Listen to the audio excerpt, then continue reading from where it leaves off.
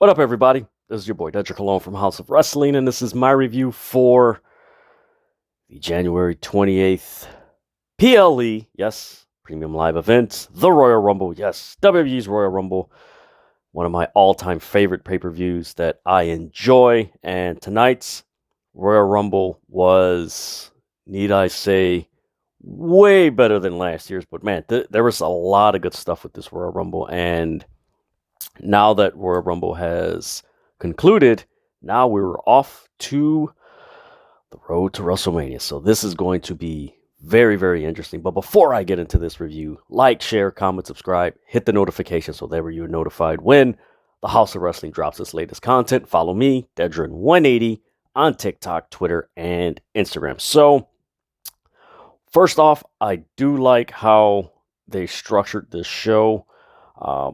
When word got out that they were starting with the men's Royal Rumble, right away it's like, ooh, what's gonna happen at the end? Like, more than likely Roman and Kale's finishing or being the main event of the match or the event. So it's like, what's gonna happen? Is there gonna be someone come out? Is there gonna be a turn? What is gonna happen? And kind of got a little bit of everything somewhat like that, but overall, man, this was a really fun show. It was one of those shows that, granted, most people who are wrestling fans, we tend to not like things that are predictable, but there are certain cases where predictability isn't a bad thing. It's all right, cool. So we know where we're going here, and now the next place we're going to is like, ooh, all right, this story's gonna be good, and that's where tonight was.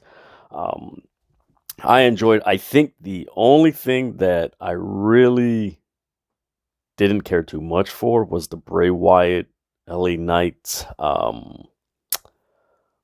pitch black match, because basically it wasn't pitch black; it was glow in the dark, and it was just really. I think one of the main reasons why I didn't care too much for the match was it visually, it was a contrast to what Bray Wyatt has been bringing ever since he returned. He has not had very bright, glowing colors, even though when he comes out he has this bright light and everything. But that's a bright light. That's more of like a sun shining type light. What was in this match was more, people were joking online. It was more like a Naomi's entrance. Like, it just didn't. It like Bray Wyatt, in the 10 years that he's been in WWE, he's never had any glow in the dark type imagery on there. It's been more of a kind of like backwoods Texas Chainsaw Massacre, Night of the Living Dead type imagery, where it's dark. It's earthly dark. There you go. For all my artistic viewers and everything. So watching this, it was just really, it was a contrast. It just didn't. I would compare it to Wes Craven giving Freddy Krueger the red and green colors, because those colors, it's hard for the mind to process. And this how it was for the Bray Wyatt LA Knight pitch black match. It was just really like, you're watching it, but like, it's just like, hey, can I watch something else? Like, I want to see, but it's like, and then of course the end, I'll get into it a little bit later, but I wish it was a little bit better. Me personally, I would have preferred it to be a cinematic match if they were going that route. Granted, thinking about it, it's a Royal Rumble's in a dome. Do you really do a pitch black match cinematic? But then again, it is the Alamo Dome, so I mean, there's corridors and stuff like that where you could have done something pretty cool and unique. Almost like if you really think about it, it should have been more of a oh my god, what is those rooms called? Where you got I forgot the freaking name of it. Oh man, it's on the tip of my tongue. But it could have been something more of a um, escape room. There you go. Like it actually that would have been better if it was an escape room, like an escape room match. Like that would have made a lot more sense. Um, Considering the context that we were going into in this match, but overall, man, this was a fun pay-per-view. We got a few returns that were pretty cool and unique, and man, I'm actually very. I don't want to say excited. Well, maybe I am excited. So forgive me, guys. I am recording this review at like I think 12:31 in the morning. So Royal Rumble was at least 5 hours. So bear with me. But no, I'm really looking forward to WrestleMania. The road getting there, the path that they're gonna get there with the Roman Reigns, Sami Zayn storyline, or the Roman Reigns Bloodline, Sami Zayn storyline, and the layer they added tonight. Cody Rhodes returning, how that's gonna go there. Before I get into all this, forgive me, guys. I always give you guys the results before I get into everything, so forgive me. But here's the results. So the 30-man Royal Rumble started the night, and Cody Rhodes was the winner. After that, you had Bray Wyatt defeat LA Knight in the pitch black match, which was more of a glow in the dark match, or what some people called midnight bowling, laser tag, whatever else you could think of that glows in the dark. Then you had Bianca Belair defeat Alexa Bliss. Then you had the 30-woman Royal Rumble, which Rhea Ripley was the winner. And then the main event, you had Roman Reigns defeat Kevin Owens. So that was the results for the 2023 Royal Rumble. So let's get into this whole Royal Rumble and everything. So 30-man Royal Rumble. Going back to the pre-show. So this is where the storytelling that they've gone with this bloodline story, and I enjoyed the storyline, but one thing that kind of is a pet peeve of mine is that I wish they had other storylines that were along the same lines as the bloodline as far as tempo, pacing, just the way it's going, not to be exactly like it, but anybody who's written stories and novels or anything like that, you know that you just want those sub stories to be very good. Like every TV show that's a huge hit, they have your main characters and that main storyline, but then you have those subplots between, and that's how WWE should be. The heavyweight title is the main storyline, but you have these subplots. The United States title, the Intercontinental title. Then, of course, on the same lines, you have the SmackDown and Raw Women's Championship, which should be on the same level as the World title. So you have that, and then you have the Women's Tag Team titles, and you just have these subplots where it balances all the storylines. But so in the pre-show, you had Roman Reigns. He basically tells Sami Zayn, "You're going to be with me the whole night." And it's like, okay, is Sami going to cost Roman the match? Which most people are like, he's not costing Roman the match. No. Maybe a slight chance, but it's like, no, he's not costing the match. So then, as the show opens, we get Pat McAfee. Pat McAfee returns, which I know people are like, oh my God, Pat McAfee's back. But it was like, if you remember when he signed a deal to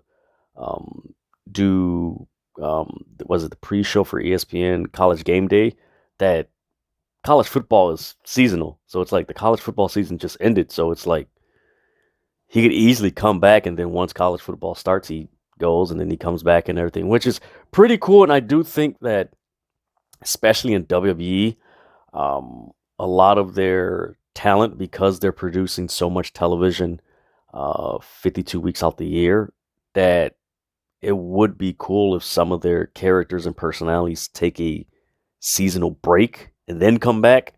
Something that AEW does, but granted, that's relatively young. But with WWE being around so much, it would just be beneficial for them to just hey, and look at the response that Pat McAfee had when he came back. He was like, oh man, he's back. And, on commentary, he was pretty good tonight, considering he's been off for what, maybe 5, 6 months or so.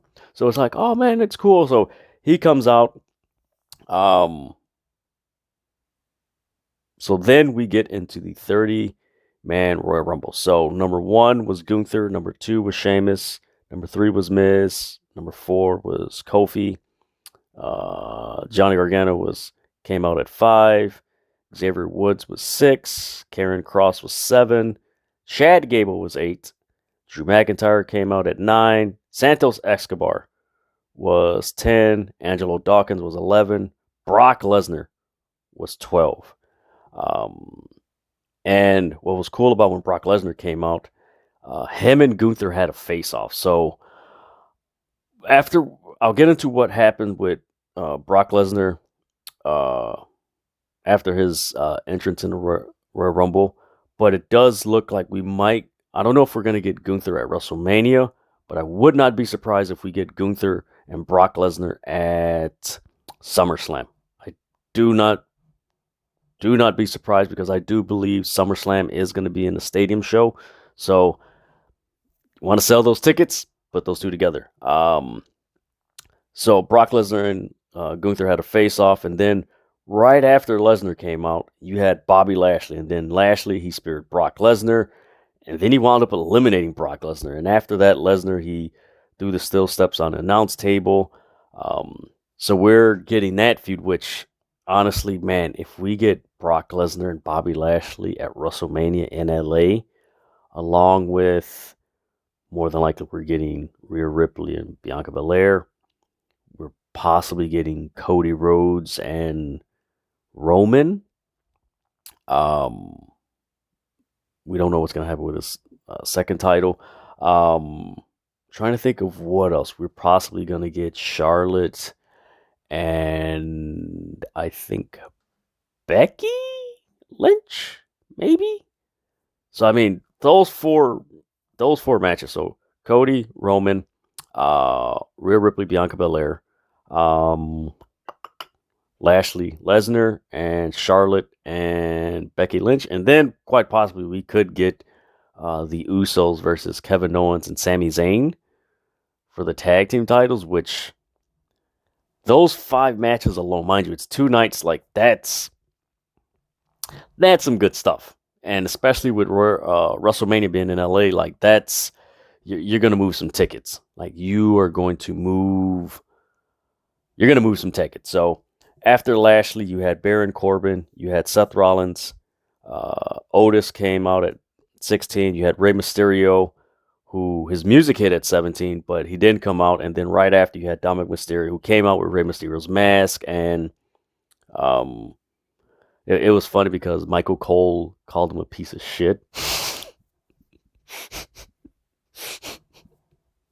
Like, he's like, oh, that piece of, like, whoa. Like, and it's funny because in the Royal Rumble, I forgot who it was, but there was several wrestlers that were cussing. It was like, man, these wrestlers are cussing tonight. And Royal Rumble was like, well, it's in San Antonio. It is what it is.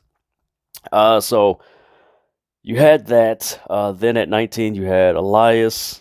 He wound up hitting Gunther with the guitar.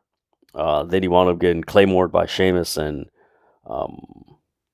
Drew McIntyre. At 20, Finn Balor came out. 21, Booker T. Yes, Booker T, after saying, I'm not being in the Rumble, he came out. He did the bookend, and he wound up doing a spinneroonie, but then he eventually got eliminated. At 22, you had Damon Priest. At 23, you had Montez Ford, which he came out and he was only there for a minute,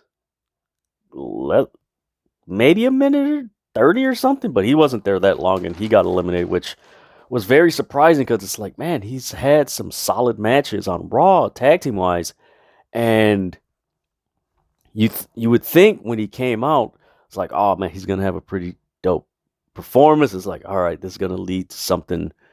He's gonna be getting more. Then at 24, you had Edge. Yes, Edge returned. He speared Dominic, Damian Priest, and Finn Balor. Then there was a face-off between him and Seth.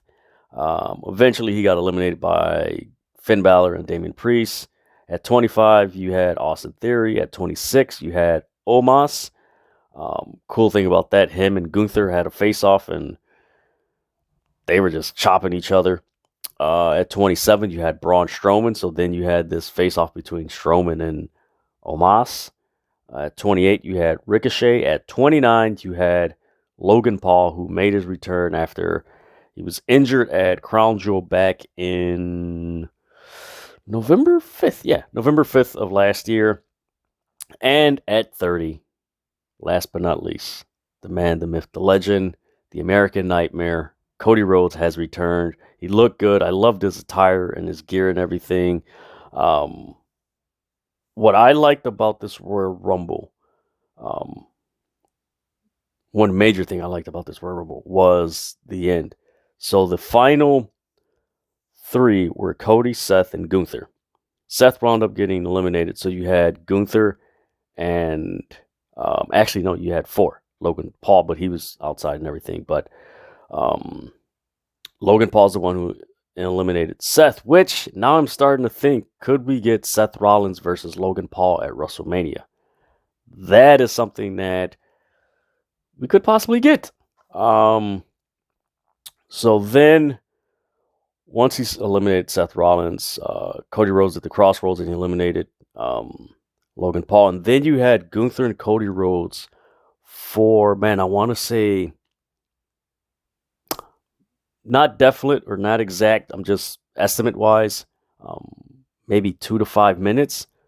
But man, let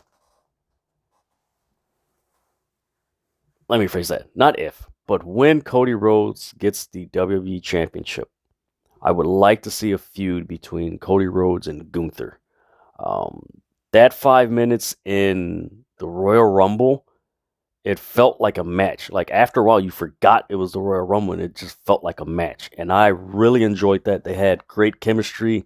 The visual representation of Gunther being really tall and Cody, and of course Gunther can wrestle. Like he can do submission, he can do power, that whole thing. And it's like, man, if we can get Gunther versus Cody Rhodes in a feud, man, that could be a really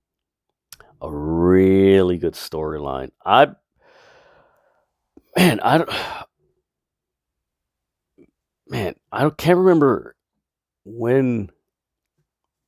Man, that would be a really good storyline. I'm trying to think of a comparison to this Cody Rhodes Gunther dynamic from like years past, but I don't think there's anything like that. So I think that would be going into new territory, Gunther versus Cody Rhodes. But man, I would love that match for it to happen when Cody Rhodes gets that world title. And because man, I would want to see that, whether it's on Raw, SmackDown, or a PLE. Like I would love to see that match, because man, that would be a fun match to watch and a fun feud to go with it. And of course, Cody Rhodes is going to need some friends to face Gunther and the Imperium. So we'll see who will align with the American Nightmare if that feud ever happens after WrestleMania. So,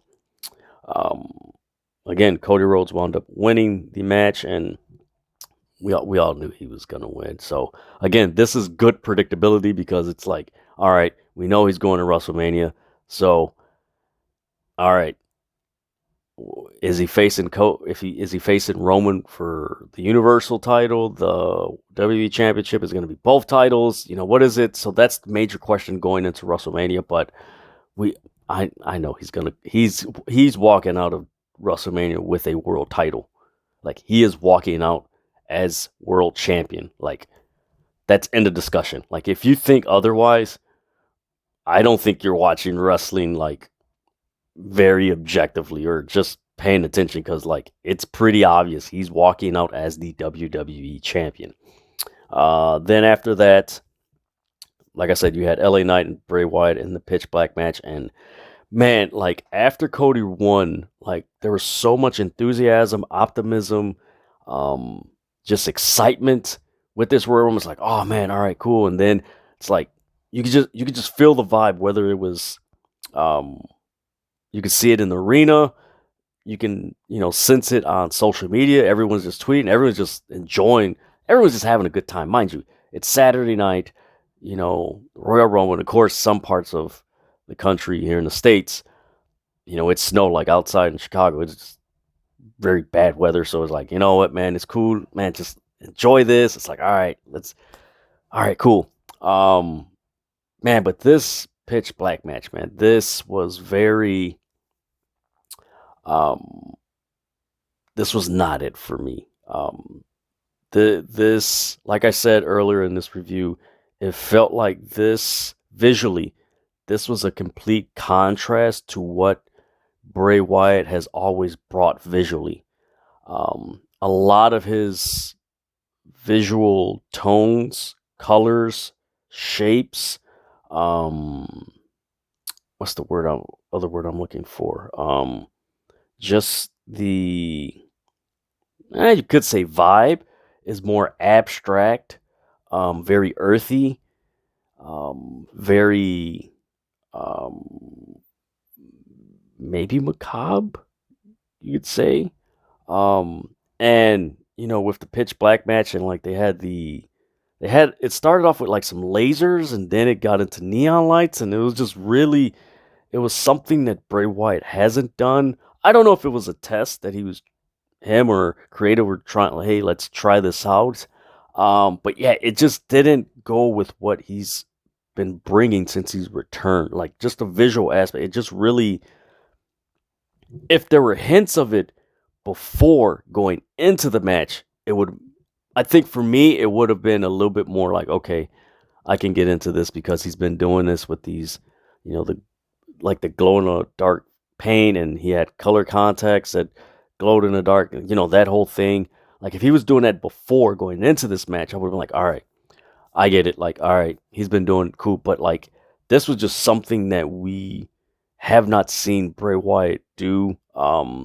As far as the color, the presentation, the style, like we haven't seen Bray Wyatt do something like this. So, um, granted, I'm all for trying things creatively. I mean, anybody who is a content creator or just does graphic design and everything, you're always gonna try something new. Um, but yeah, it just didn't click. And while this match was happening, like you could see that like the vibe of the show, like the enthusiasm, just like it was. I don't want to say calming, but it was just more. It halted. Like there was just this momentum and just like slow down. Like the excitement, the optimism, the enthusiasm, it just slowed down. It was like, and it took a while for the enthusiasm to get back. Um, Honestly, looking back on it, I don't think it recovered fully to the amount of enthusiasm, optimism, excitement that it had after the men's Royal Rumble. There were spots, but it just didn't feel like it got to that point. Maybe in the once the main event finished and the post match stuff, like that's when you could say the momentum, all those characteristics like return to its max. But yeah, man, this was a real downer. And once this match was over with, so after the match, Bray, um, he put on a mask, and then LA Knight's hitting him with it looked like a big glow in the dark stick, and he starts hitting him, and he chases him by some stage area, and Bray puts the mandible claw on him, and then you look up, and Uncle Howdy's there, and then Uncle Howdy dives, and as he hits him, fire and explode. Like it was just really like, like, like, ooh, okay. This is I'm not gonna say I won't compare it to the Hell in a Cell match between the Fiend and Seth Rollins, but this was kind of going into that area, and I'm really intrigued to see where they go from here, because like, man, this was a really. I think a lot of people had the anticipation of like just pitch black and with a light, or kind of like Blair Witch Project. Like you can't see, but you have this camera and just like something like that. And even something like an escape room or something. Just something like that. Like it, I don't know. It was just really, um, I don't know, just really interesting that they chose this. So let's see where it goes with this Bray Wyatt thing. But I do, man, I hope this doesn't, um, the Bray Wyatt character doesn't return back to the stuff that, when the Fiend have like it. I hope it doesn't get hokier, where it's just like, all right, he's doing it like, because it's a real fine line of being very creative to being very hokey, and I hope they don't go down there. Um, of course, the next match, which man, I feel for Alexa Bliss and Bianca Belair, because man, to follow this, like the mood watching this pay-per-view or premium live event after the pitch black match, like it was just like very like, man, what did I just watch? Like, really, this is what they chose? Like, those were some of the comments on social media. Now, that wasn't what I felt or anything like that, but it was just like, man, I was expecting something like different. Like, I wasn't expecting this. Like, I was expecting that. And yeah, once they got out there, like you seen them try to get the crowd back into it. It was like the crowd really just got um despondent, if you could use that type of word to describe it. Just very like, yeah, I'll just. It's like, all right, yeah, and then eventually got it. Yeah, it was very weird. But man, Alexa Bliss and Bianca Belair, it wasn't a long match. Like, it was a pretty quick match. I was there was of course back and forth, but like it was just really, I don't know. For me, it was hard to get into the match because of just like trying to come to grips of what I saw in the pitch black match. And I don't know. Thinking about it now, it makes sense why they probably didn't want to describe what the pitch black match was. So I don't know. Maybe we should have got the clue that it was gonna be some type of neon or glow in the dark because it was sponsored by Mountain Dew. Which,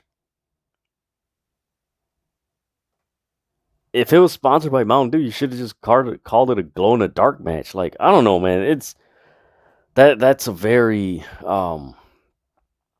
that's a rabbit hole I don't want to go down with the pitch black match, man. But we'll see where this Bray Wyatt stuff goes, because after this match, after Bianca Belair won, there's an Uncle Howdy video, and there's all this imagery. There's a playground, and then he proposes this question to Alexa Bliss: "Do you feel in charge?" And then they go to a vignette and everything. So it's like, ooh, okay. So let's see where this goes with Alexa Bliss and Uncle Howdy. And I think what most people want to know with the Bray Wyatt Alexa Bliss stuff, like, I think people just want to get to the point where, okay, stop dragging and like get to when they reunite and the reveal of Uncle Howdy. Because this whole Bray Wyatt story has been going on since October. So it's been like October, November, December, like it's, man, we're going in close to 4 months. So it's like, man, can we kind of like go like advance this story to the next level and like keep it from being in this like stage one? Like, can we go to stage two already and evolve things? But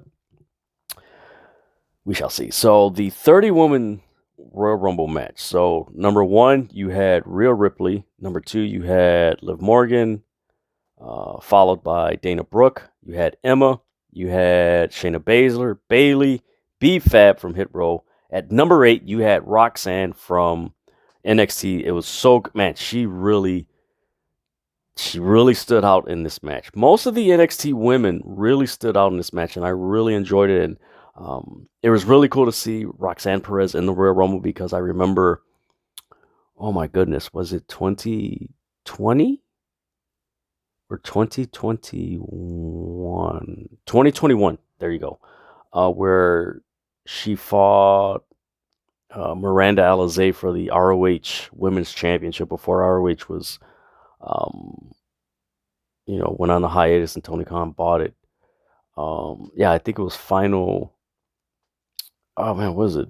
Not December to remember. I'm ECW, but yeah, I remember that, and just to see how far she's come, it's just like, oh man, this is so cool, man. Like, I'm happy for her because it's like, man, it's the levels that these wrestlers go through to get to WB or AEW or New Japan. Like, you'd be surprised the, the channels and how they get to the destinations they, the platforms that we see them on. Like, you'd be surprised how those things work out. So, man, I was happy for her. Then you had, after Roxanne Perez, you had Dakota Kai. Then after that, you had Io Sky, followed by Natalia. You had Candice LeRae at number 12. Then Zoe Stark, yes, NXT's Zoe Stark, she was 13. Then you had Xia Li at 15. You had Becky Lynch, and she just started brawling with Bayley right away. At 16, you had Tegan Nox. 17, you had Asuka. Oh boy, man, this is gonna be fun. So Asuka comes out, and she's, she has her match, and she's coming, but you notice that she doesn't take her mask off. Usually when she comes out, she'll come out and then she'll take her mask off, but she kept her mask on all the way to ringside. And then once she got to ringside, she slowly takes her mask off. And this isn't Asuka that we have known. This is Kana Asuka from Japan, the evil clown makeup. Mind you, she wasn't evil, but that's what it represents. And it's like, ooh, this Asuka's gonna be on Monday Night Raw. Ooh, this is gonna be good. It's like, this is going to be very good. And man, she looked good. She looked in phenomenal shape. The way she was throwing those spinning forearms and kicks, and man, I can't wait to see her on Monday Night Raw wrestle, because man, that is going to be a clinic. Hopefully after tonight, there is more emphasis on the women's division, because it has felt like leading up to the Royal Rumble. And you can check out my last video of the imbalance of the men's and women's Royal Rumble matches. You can check that out. But man, I hope they emphasize the women's division more, especially Asuka, because man, that is a cool look.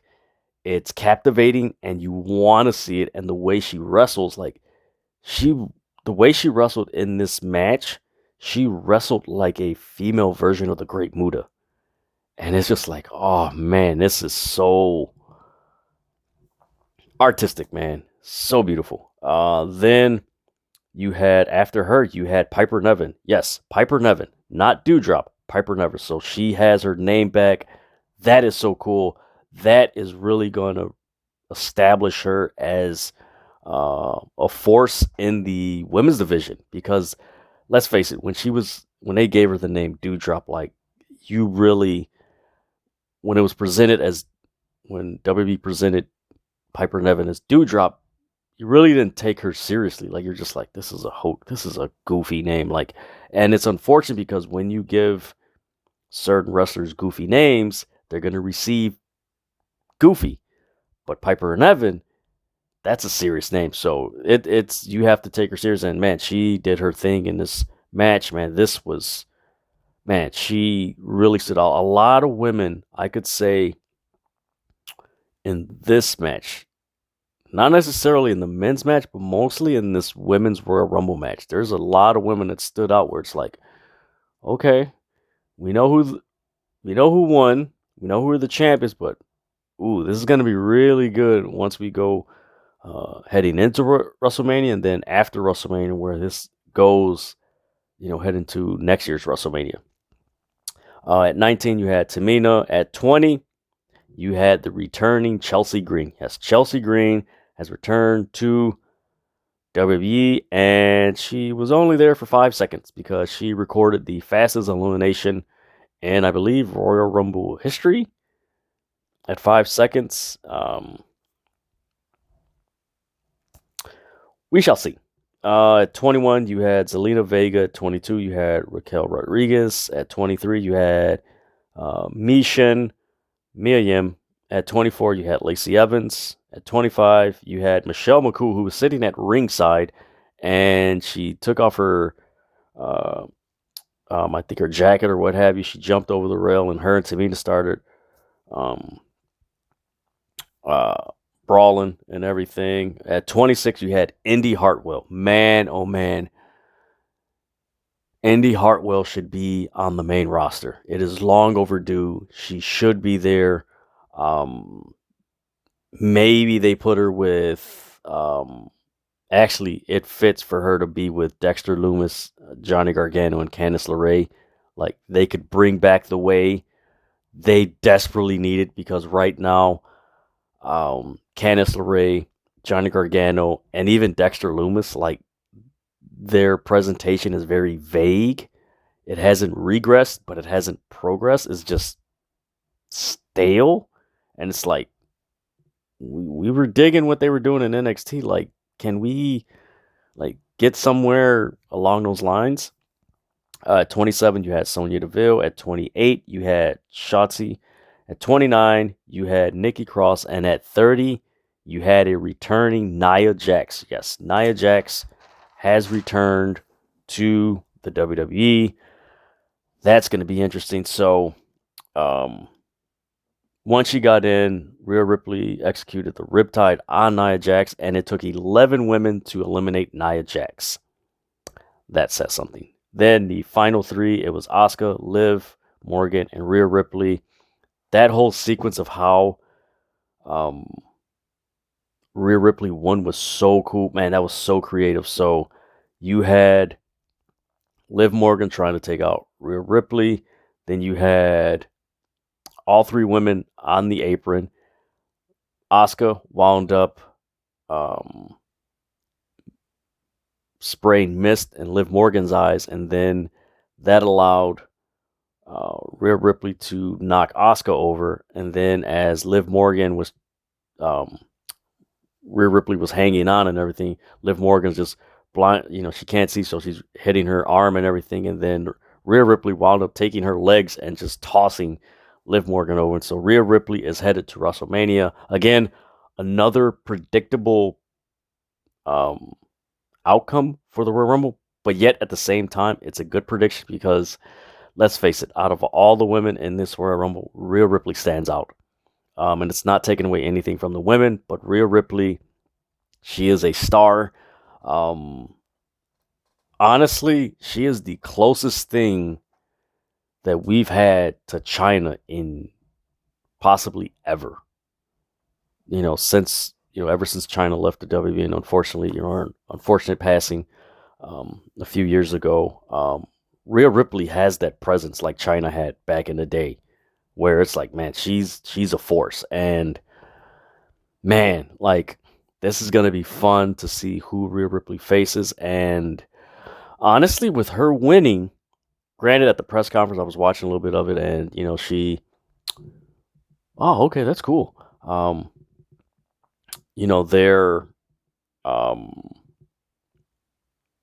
she's like, yeah, we're gonna party and everything, but I do get a sense that eventually, I don't see her breaking away from Judgment Day. I wouldn't be surprised, but yet I do see or sense that we could see Damian Priest, Rhea Ripley, and Dominic turn on Finn Balor. And honestly, it would make sense because, let's face it, AJ Styles is out, and the Good Brothers, they're really just there. Like, there's nothing special about them. And it's not taken away from, but just presentation wise, there's nothing special about them because it's like, okay, the three of them together, AJ Styles and the Good Brothers, made something, but maybe that might happen. You might see Finn Balor get kicked out of Judgment Day. Don't be surprised. Then we get to the main event, Kevin Owens, Roman Reigns. Man, this was a back and forth match, but the big story of this goes more into the end of the match and then definitely the post match. So, Roman Reigns, he speared Kevin Owens through the barricade. Then Roman Reigns, he rams his head into the steps, and then he spears him again, and then he pairs him. And of course, there was a moment where he told Sami Zayn to give me the chair, and he hesitated, and he almost lost. So after the match, Roman Reigns wins. The Bloodline are in the ring, and they're beating up Kevin Owens. They are beating him badly. So they're beating him up, and Roman, he gets some handcuffs. They handcuff Kevin Owens. They start beating him up, and he's about to hit him with a chair, and Sami prevents him. Ooh boy. He prevents him, and it's like, uh-oh. Like, Roman's going to turn on him. He's like, stop it. So as Roman's listening to him and he's upset, Roman's like, oh, okay, you stop me. He gives him the chair. So it's like, you got to finish the job. And it's like, oh, man. And Sami's hesitant. And then Roman steps in front of him. He starts talking to Kevin Owens. And then Sami Zayn hits him with the chair. Very interesting, because the reason why I bring that up is because if you go on WWE on Fox Instagram, they have the image of when Seth Rollins hit him with a chair and when Sami Zayn hit him with a chair. So it was like he got hit in the chair as a follower, and now he got hit with a chair as a leader. So it's like, And it's almost like, okay, we're going down this direction of he's going to feel betrayed by Sami Zayn, and now he's going after Sami Zayn. So, And now, as he's going after Sami Zayn, Kevin Owens is going to join with him. And then what adds to this is what happened with all the Bloodline beating up Sami Zayn after he hit up Roman. Jey Uso walked away. And they're like, he's not blood. And he walked away. So it's like, ooh, that's another dynamic, man, which is very interesting. I really want to see where this goes. It does, and I tweeted this, and I get where people were saying, like, they disagree with. I totally get it.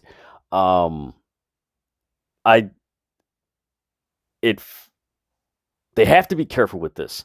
And the reason why I say this is because you can slightly tread into overproducing this. I don't think they'll do it, but you can slightly go into that area. And the reason why I say that is historically, look at the best storylines in wrestling history. The Four Horsemen.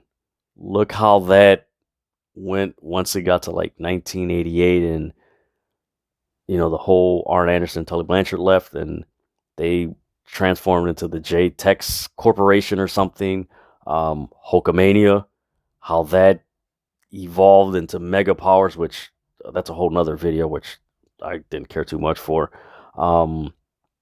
You look at what's another one? The NWO.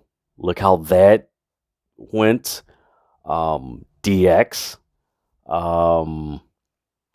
Trying to think of another one. Evolution. How it's slightly like, you got to be real careful. And I'm not saying the Bloodline is ending, but you have to be really careful that you don't.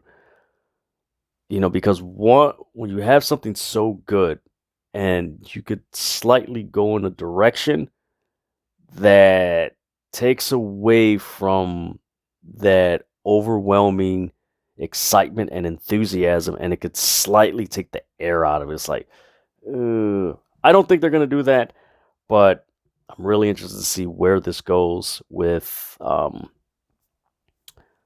Zayn, Roman, Paul Heyman, Solo Sikoa, Jimmy Uso, and then where's Jey Uso and all this? And it's almost like we're going right back to when Roman Reigns and Jey Uso were feuding, where Jey Uso didn't want to acknowledge him as the tribal chief. So it's almost like we've returned back to where we were in 2020. Really interesting storytelling and where this lays out. So it's just adding to Roman Reigns and Jey Uso still haven't resolved acknowledging the tribal chief. So we're going back to there, and now you add on Sami Zayn and Kevin Owens. Man, that's actually 6 people. So is this going to be the Elimination Chamber in some variation? Because it is 6 wrestlers. Roman Reigns, Jimmy Uso, Solo, and then you have Jey Uso, Sami Zayn, and Kevin Owens. Ooh. Is that going to be an Elimination Chamber? I don't know. Comment below if you think that's going to be an Elimination Chamber. But overall, man, I enjoyed this pay-per-view. This was fun, especially for a Saturday night. I'm happy that Cody won. I'm happy that Rhea Ripley won. The Bray Wyatt thing, man, I'm disappointed in it, man, because I was anticipating some really cool stuff with Bray Wyatt, but man, I was really disappointed in that. Bianca winning, I'm cool with that. And then the main event, more stuff to talk about the Bloodline, Sami Zayn, Roman Reigns, and Kevin Owens, and the Usos, that whole thing. And man, the road to WrestleMania is going to be fun this year. This Royal Rumble was a lot better than last year. Last year, if it wasn't for Cody Rhodes going to WrestleMania, the Stone Cold thing would have been cool, but outside of that, it was very, it's cool, it's happening, I'll check it out, but no, this year, there's a lot of things that's no, I want to see this, so I don't know, we'll see. Let me know what you guys thought of the 2023 Royal Rumble, comment below. Yeah, man, this is my review for the Royal Rumble, so like this video, follow House of Wrestling on all social media platforms. Follow me, Dedrian180, on TikTok, Twitter, and Instagram. Man, I gotta get some sleep because it's a long night, man. But thank you guys so much. I'm out.